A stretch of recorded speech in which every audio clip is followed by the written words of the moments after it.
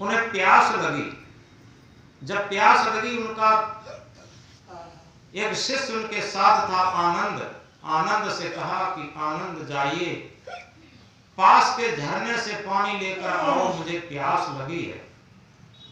आनंद जाते हैं कमंडल लेके, और उसी क्षण झरने से कुछ गाड़ियां और कुछ पशु लोग निकल गए थे।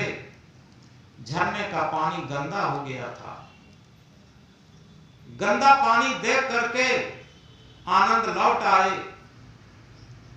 बुद्ध ने पूछा, क्या पानी नहीं लाए? आनंद ने कहा, गुरुवर, झरने से पशु और गाड़ियां निकल गई हैं, झरने का पानी गंदा हो गया है, इसलिए नहीं लाए। आप कहें तो थोड़ी दूरी पर एक नदी बहती है, वहां से स्वच्छ जल ले आए।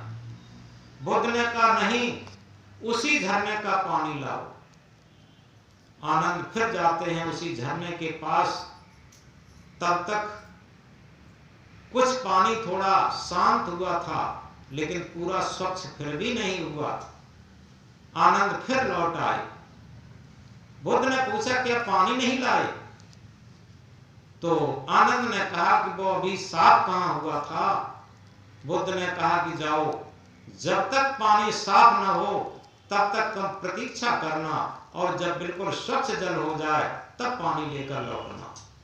आनंद जाते हैं, वहां बैठ जाते हैं, और बैठ करके थोड़ी देर प्रतीक्षा करते हैं स्वच्छ जल की। थोड़ी देर में क्या देखते हैं, सारी मिट्टी, सारी गंदगी, सारे कण बैठ गए, और स्वच्छ जल की धारा जब बहने लगी तो उसी में से कमंडल डुबो करके और स्वच्छ जल लेकर के आए। बुद्ध ने पिया। पीने के बाद आनंद से कहा कि आनंद, क्या तुम कुछ समझ पाए? आनंद ने कहा, नहीं गुरुवर, हम नहीं समझ पाए। उन्होंने कहा, देखो, जीवन के झरने से ऐसे ही काम की, क्रोध की, लोभ की, मोह की, अहंकार की गाड़ियां और स्वार्थ के पशु निकलते रहते हैं। क्या कहा? जीवन के झरने से, ये जीवन एक झरना का प्रवाह है, और इस प्रवाह से सुख दुख, हानि लाभ, अनुकूलता प्रतिकूलता की गाड़ियां और स्वार्थ, लोभ मोह के पशु निकलते रहते हैं, और इससे हमारे जीवन का झरना गंदा होता रहता। और जब हम बैठ के प्रतीक्षा करें, जिस क्षण हमारे मन में अकाम की स्थिति हो, अक्रोध की स्थिति हो, जब हमारे मन में निर्लोभ की स्थिति हो, निरंकार की स्थिति हो, तब हमारा मन निर्मल होगा। निस्वार्थ की स्थिति हो, ये मन का झरना बिल्कुल पवित्र होगा, निर्मल होगा। ऐसे पवित्र और निर्मल मन से आत्मा का ज्ञान रूपी जो झरना है वो पवित्र प्रस्फुटित हो जाएगा, और ऐसे झरने के पानी को लेकर के हमारा जीवन कृतार्थ होगा, धन्य होगा, जन्मों जन्मों की प्यास बुझेगी। इसलिए हम घबराएं नहीं। और तभी तो एक पद में कहा है, इस जीवन नदिया के सुख दुख दो किनारे हैं। इस जीवन नदिया के सुख दुख दो किनारे हैं।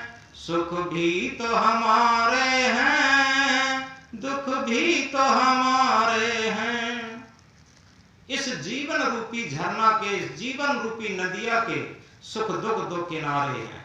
ये सुख भी और दुख भी दोनों किनारे हैं।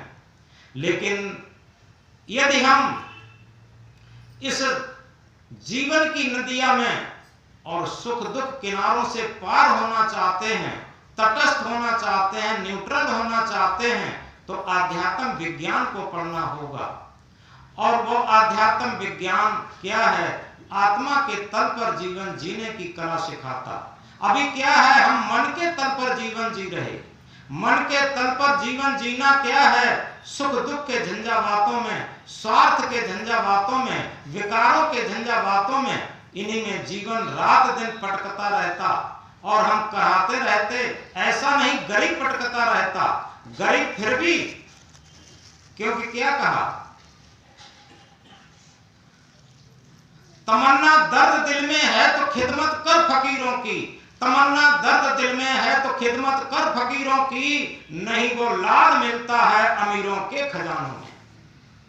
यथार्थ में हम इस बात को भूल जाएं कि हम अमीरों के खजानों में सुख शांति का हीरा खोज लेंगे, हम जीवन का हीरा खोज लेंगे, हम मुक्ति कल्याण का हीरा खोज लेंगे, हम शांत का हीरा खोज लेंगे। ये इम्पॉसिबल है, असंभव है। तो इसलिए हम आध्यात्म विज्ञान के अंतर्गत जब आएंगे तभी क्या होगा, हमारी समझ में आएगा कि मन क्या है और मन को एकाग्र कैसे करें, मन को सुमन कैसे बनाएं, निर्मल कैसे बनाएं, पवित्र कैसे बनाएं।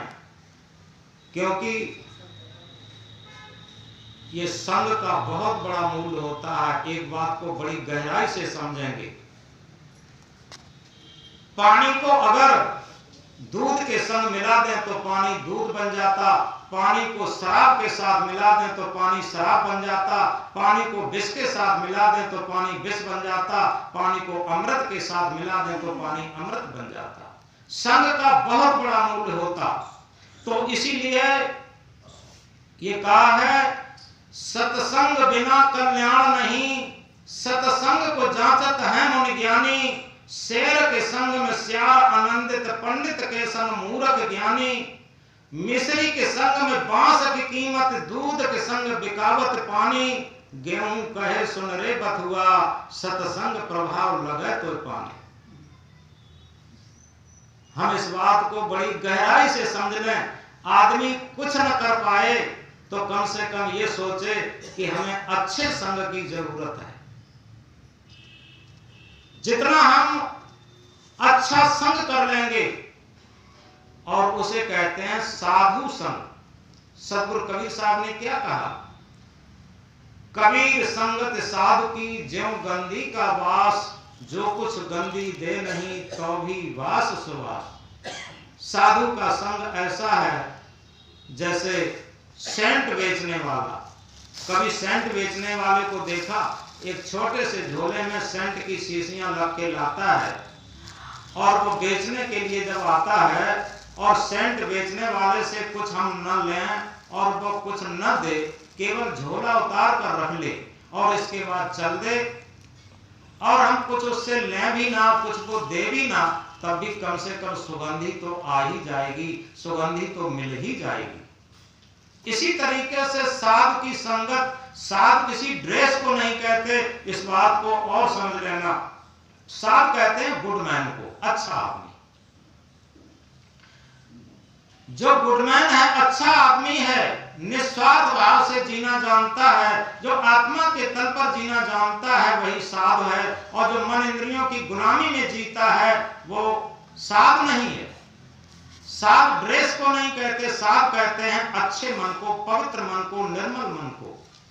और इसीलिए सदगुरु क्या कहना चाहते, तन को साधु सब करें, मन को करे न कोई, जो मन को साधु करे सहज सब सिद्ध होए। हमारा तन साधु बने न बने, हमारा तन भक्त बने न बने, लेकिन मन हमारा भक्त बन जाए, मन हमारा साधु बन जाए, मन हमारा सज्जन बन जाए, मन हमारा निर्मल बन जाए, ये सबसे उच्च स्थिति है, महान स्थिति है। तो इसलिए हम कह रहे थे संघ का बहुत बड़ा मूल्य होता। जैसे कभी कभी आपने देखा होगा, जैसे ये तोरई जिसे कहते हैं, उसका किसी पेड़ के नीचे जब वो पौधा उग आया, धीरे धीरे वो पौधा पेड़ पर चढ़कर के जितना लंबा पेड़ होगा उतनी ही ऊंचाई तक वो पहुंच जाएगा।